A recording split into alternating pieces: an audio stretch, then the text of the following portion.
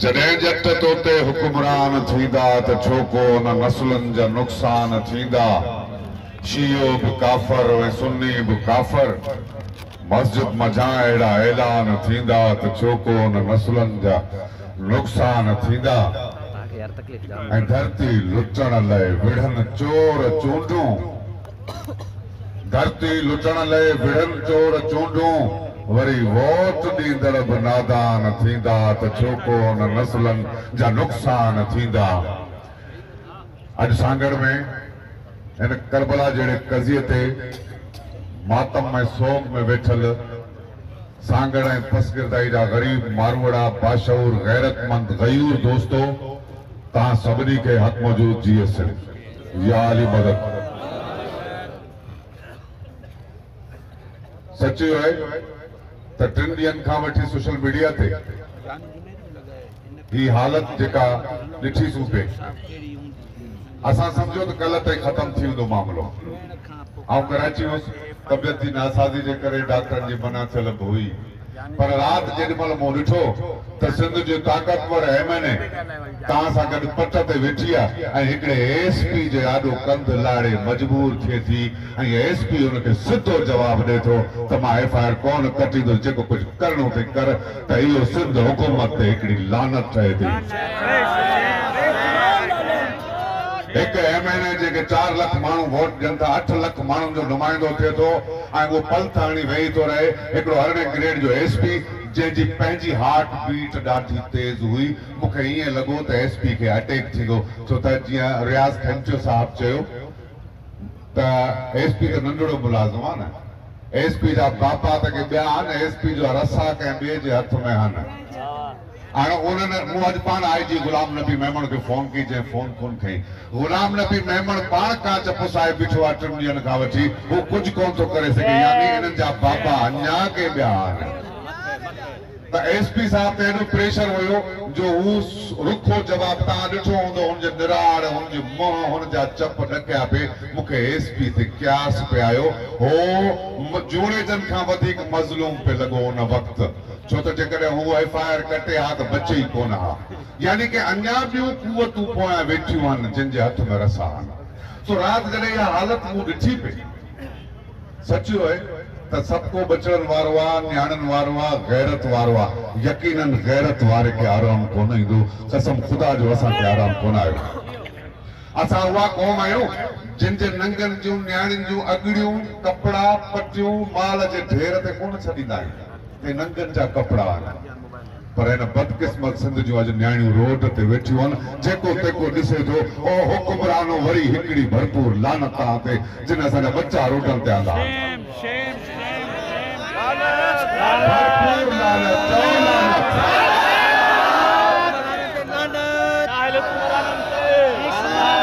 करबला में ईअं थियो, करबला में ईअं थियो जॾहिं मज़लूमनि जा धड़ लताड़िया विया यज़ीदनि तरफ़ां ऐं उन्हनि जा नंग बेपर्दा हुआ। अॻ में भंडनि सां बि ईअं थियो, उन्हनि जा नंग बेपर्दा हुआ। अॼु सांगड़ में जूणेजनि सां थियो आहे ईअं, उन्हनि जा नंग बेपर्दा आहिनि। हिकिड़ो ॿुढी मरणु खपे उन सिंध हुकूमत खे, रियासत खे, ज़रदारी साहब खे, उनजे वाठनि खे, उनजे कमदारनि खे, जिन असां गैरतमंद क़ौम, जेका तव्हांखे हिकिड़ी शइ ॿुधायां त वाहिद दुनिया जी काइनात जी सिंधी क़ौम अथव जेका न्याणियुनि जे मथे ते हथ रखंदी आहे, वाहिद पूरी काइनात में। अॼु हुन सिंध जा, उन्हनि सिंधनि जा नंग रोडनि ते वेठा आहिनि, को मथे ते हथ रखण वारो कोन्हे, रियासत वारो कोन्हे। इन ते रियासत ख़ामोश वेठी आहे। ऐं शेख अयाज़ खां माज़रत कंदे संदसि ॾेढ सिटो पढ़ंदुसि। शेख अयाज़ जो हिकिड़ो ॾेढ सिटो आहे, हुन में आउं तरमीम थो कयां, फिरोज़ कचा खाए, शेख हबीब शेख सां माज़रत, फिरोज़ कचा खाए, रियासत त कुती आहे थी पंहिंजा बचा खाए। असांजा 3 लाश बर्फ में वेड़िया पिया आहिनि, असांजा 15-17 ज़ख़्मी इस्पताल में पिया आहिनि। मूंखे हिते दोस्तनि ॿुधायो त न्याणियुनि खे छिरा लॻल आहिनि जेके टेंट में तंबू में वेठियूं आहिनि। ही सिंधी क़ौम आहे, ही उहा सिंधी क़ौम आहे जेका पाकिस्तान खे ताते थी। ही उहा सिंधी क़ौम आहे जेका दातार आहे, रब चइबो आहे पालण वारे खे। सिंध रब्बुल पाकिस्तान आ। अज सिंध जो न्याणियों रोडन ते बिठूं छाजे लाए एकड़े पन्ने लाए त असांजा वारस जेके कत्ल कया विया आहिनि उन्हनि जो सरकारी रिकॉर्ड में दाखिला कयो त असांजा कंहिं मारिया आहिनि। हिते दोस्तन ॿुधायो ऐं नालो सोशल मीडिया ते हले पियो त अलाउद्दीन जूणे जो इन कत्ल जे पुठियां आहे, हे नालो दाख़िल नथा कनि। आऊं पीपुल्स पार्टी जे चेयरमैन खां पुछां थो त भुट्टो ऐवान सदर में सुतल हो पर चौधरी जो एफआईआर में हुनजो नालो छो ॾिनो वियो हो ऐं भुट्टे खे उन करे फांसी आई हुई त चयो छो वियो त भई जेको हुन चौधरी जे ज़हूर इलाही जा हुनजे कत्ल में मुलविस आहे त भुट्टे साहिब खां जॾहिं राति जो एसएचओ फोन करे पुछियो त साईं तव्हां त एफआईआर दाख़िल कराइण था चाहिनि तॾहिं त तव्हां मौजूद बि कोन हो। भुट्टे चयो जीअं धणी चवनि था ईअं करे छॾियो, मुंहिंजो नालो विझी छॾियो भले। हे हुन पार्टी जे हुन भुट्टे जे नाले ते मुल्क खे तबाह कंदड़ खाईंदड़ छो था टिजनि, उहे छो था टिजनि? अलाउद्दीन त शाहनवाज़ खान जूणे जो चश्म चिराग आहे, हुनखे त भले दिलि करे चवणु खपे त जेकॾहिं मुंहिंजो नालो चवनि था जूणे जा त बाबा दाख़िल करे छॾियो, पाणे हुनजी इंक्वायरी थींदी, पाणे उहे टीमूं वेहंदियूं, पाणे क़ुरान ते थींदो, पर कोन थो कयो वञे। यानी दाल में कारो आहे, दाल में कारो आहे। बहरहाल ही को असां को बि नज़रियाती सियासी मक़सद लाइ न आया आहियूं, असां निज इंसानी बुनियादनि ते आया आहियूं। छो त जेका क़ौम सामझ हलींदी हुजे उन्हनि जा लाश रोडनि ते पिया आहिनि, को ॿुधण वारो कोन्हे। मूंखे जेका हिते अचण खां पोइ हक़ीक़तुनि जी ख़बर पई, तव्हां ॿुधो आहे न त ग्रीन इनिशिएटिव पाकिस्तान, सरसब्ज़ पाकिस्तान हिकिड़ो नओं नारो ॾिनो अथनि ऐं उन नारे तहत जेके सिंध में ज़मीनूं पहलू आहिनि, जेके सरकारी ज़मीनूं पहलू आहिनि बाबा, उहे हितां जे सियासतदान रुॻो आथर मटाईंदा।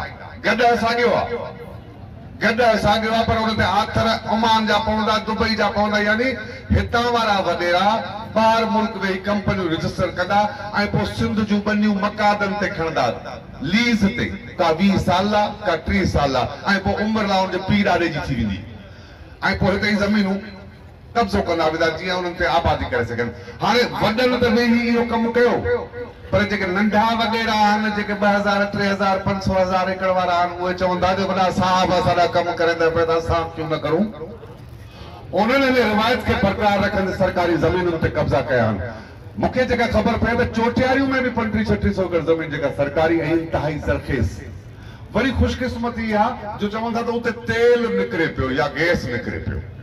हाणे उते 3-4 हिकिड़ो कोन्हे, खोड़ जेके हिन हुकूमत में शामिल आहिनि उन्हनि जी गिग ॻड़ी पई आहे, उन्हनि जो वात पाणी पाणी थी पियो आहे त यार हिन ज़मीन ते असां 2 एकड़ ख़रीद करे 50 एकड़ ते कब्ज़े जी कोशिशि कई वई आहे सरकारी ज़मीन ते, जेका हिते ख़बर पई आहे। मां जेका ॻाल्हि सम्झो आहियां, हाणे उन ज़मीन ते मूंखे जेके चाचे निज़ामानी साहिब हिकिड़ी ॻाल्हि ॿुधाई, मां हैरान थी वियो आहियां त माल जी बेल मुमकिन मुझो आवाज़ सिंधी माण्हुनि ताईं दुनिया ताईं पहुचंदो हुजे, उते जेके पहुचनि पिया उहे इन ज़ुल्म खे ॾिसनि ऐं ॾिसनि ॿियो कुझु न कंदो त वेठे वेठे हिकिड़ो गोॾे खां हेठि बूंदो करे छॾीनि हिन सिस्टम ते हिकिड़ो बूंदो बि ॾेई छॾीनि त जीअं उन्हनि बदकारनि जे मुंहं में ज़रूरु पिया ऐं पूरी दुनिया जे में वेठल सिंधियुनि खे उन्हनि खे चवंदुसि आहियां उर्दू में बि ॻाल्हाईंदुसि त जीअं इदारा, मैं उर्दू में बात करूंगा ताकि इदारे समझ सके कि कहा जाता है कि ये कुछ वडेरों ने ज़रखेज़ जमीन कुछ खरीदी, कुछ पे सरकारी जमीन पे कब्जा किया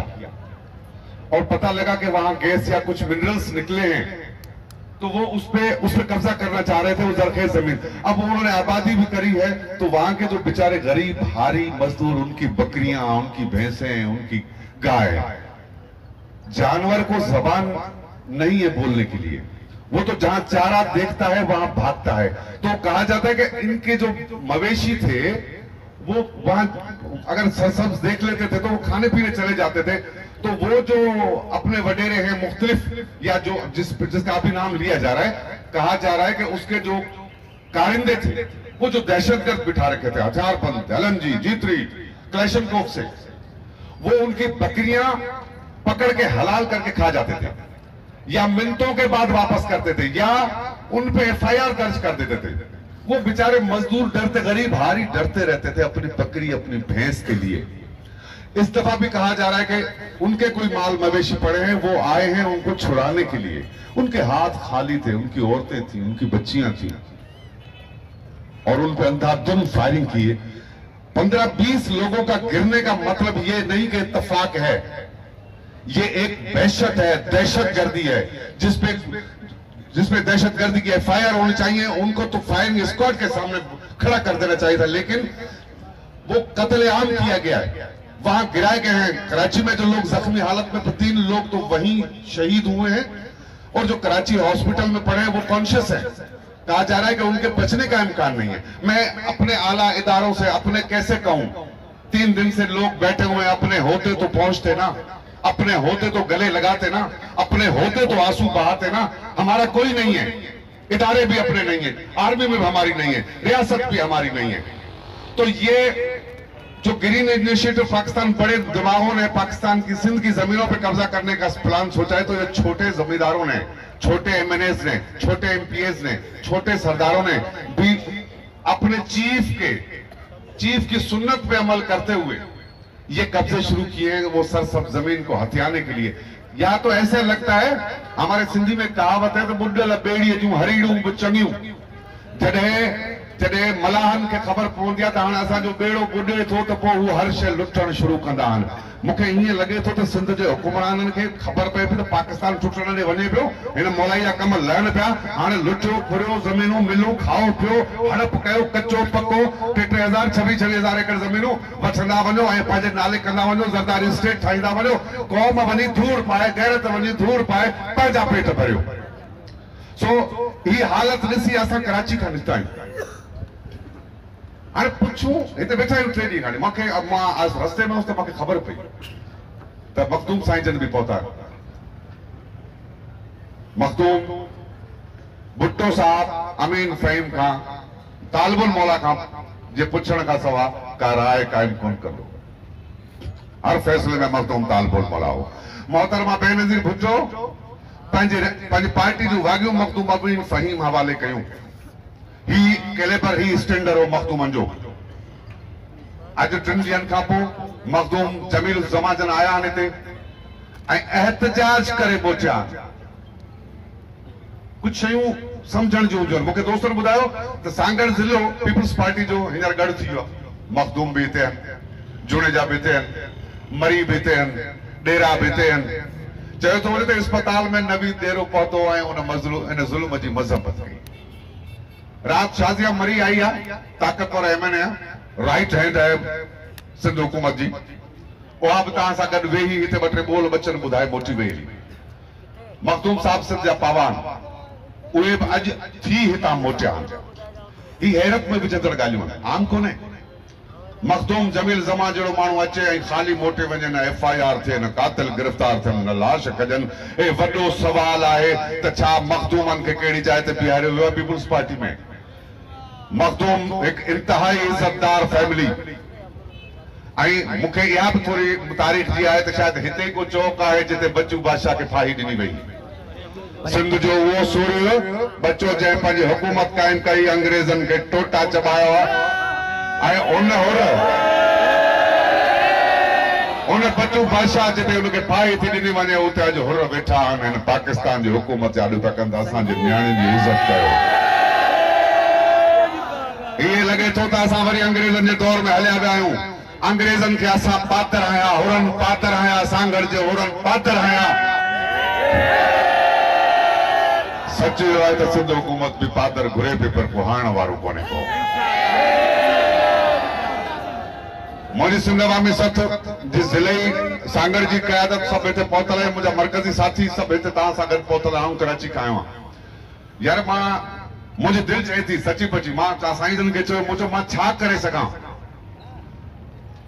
असां सिंधी क़ौम जा आशिक़ आहियूं। असांजो सियासी फगड़नि में कोन वञे, जेके पिनण जे पुठियां सॼो ॾींहुं बेनज़ीर जे पुठियां क़ौम खे लॻाए छॾियो अथनि, हारी कार्ड जे पुठियां जिन क़ौम खे चरियो करे छॾियो आहे। असांजो इन्हनि सां को बि कुझु कोन्हे को, पर असां हिननि जी बेहयाई ते परेशान आहियूं। उन्हनि खे को ॿुधाए त हू जेके नियाणियूं असांजूं भेणूं घरूं वेठियूं आहिनि, इन्हनि तव्हांखे कतारुनि में बीही वोट ॾिना। इन्हनि जो ॾोह इहो आहे, इन्हनि जो ॾोह इहो आहे त इन्हनि तव्हांखे सॼो ॾींहुं बुख ते कतारुनि में बीही वोट ॾिना न। उन्हनि जो कंहिंजो मुड़ुसु, कंहिंजो भाउ, कंहिंजो पीउ उहो लाश में संदूक में बंदि लॻो वेठो आहे। ही मातम, ही करबला आहे। मूंखे ही मंज़र ईअं ॿुधाइमि जे त मूंखे ही मंज़र करबला में जीअं थियो त साइण ज़ैनब भी ईअं यज़ीद नाॾो बेवस हुई ऐं अॼु जुड़ेजा ईअं यज़ीद नाॾो बेवस आहिनि पंहिंजा बचड़ा इज़तदार बचड़ा विहारे वेठा असां कहिड़े मुल्क में रहूं था असां पाकिस्तान में वेठा असांखे पाकिस्तान सिंध घुरियो हो पाकिस्तान सिंध घुरियो हो पाकिस्तान असां पाकिस्तान इन लाइ ठाहियो त पंहिंजी तबाही कयूं पंहिंजी बेइज़ती कयूं पंहिंजा बच्चा ज़लील करायूं पंहिंजा नंगे रोडनि ते कढायूं लानत आहे एसपी ते लानत आहे DIG ते लानत आहे संदो हुकूमत ते 60 किलोमीटर ते DIG वेठो FIR नथो कढी सघे एतिरा ॾींहं आहिनि शाज़िया अचे थी राति तमाशो ॾिसी मोटी थी वञे नवी देरो तमाशो पाण हुकुमराननि कहिड़ा नहीं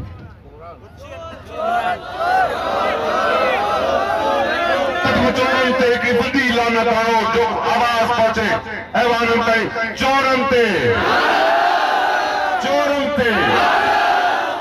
हिन जगह ते वज़ीर आला खे अचणु खपे हा हिन जगह ते वज़ीर आला खे अचणु खपे हा अचे IG कोन थो ऐं सॼी सिंध में रहंदड़ माण्हुनि सां त मखदूम बिलावल शहीद कोन थिया जेकर क़ौम हुन वक़्तु उथे हा उन्हनि कूड़नि मुलनि जे चवण ते न लॻी ख़ामोश न थिया त मखदूम बची वञे हा करबला में जेकॾहिं कूफी वारा ख़ामोश न हुजनि हा त इमाम शहीद कोन थियनि हा ओ सिंधी क़ौम तव्हां बि कूफे वांगुरु न थियो ऐं पोइ 14 सदन ते वेठा इमाम जो मातम कयो उन वक़्तु 72 शहीद कोन थियनि हा जेकॾहिं तव्हां सॼी क़ौम उन वक़्तु कूफे जा माण्हू यज़ीद जे ख़ौफ़ खां ख़ामोश न वेहनि हा उथनि हा त यज़ीदी लश्कर इमाम खे शहीद कोन करे हा अॼु सांगड़ में जुड़ेजा निज़ामानी ख़ासकेली मुख़्तलिफ़ क़बीलनि मां हिते अचे पुछो त धणी कहिड़ा त ख़ासकेलियुनि चयोसीं निज़ामाणियुनि चयोसीं लिगारियुनि चयोसीं जो अखियूं भरिजी आयूं त हा असां सभु हिक ॿिए जा धणी आहियूं पर सॼी सिंध छो ख़ामोश आहे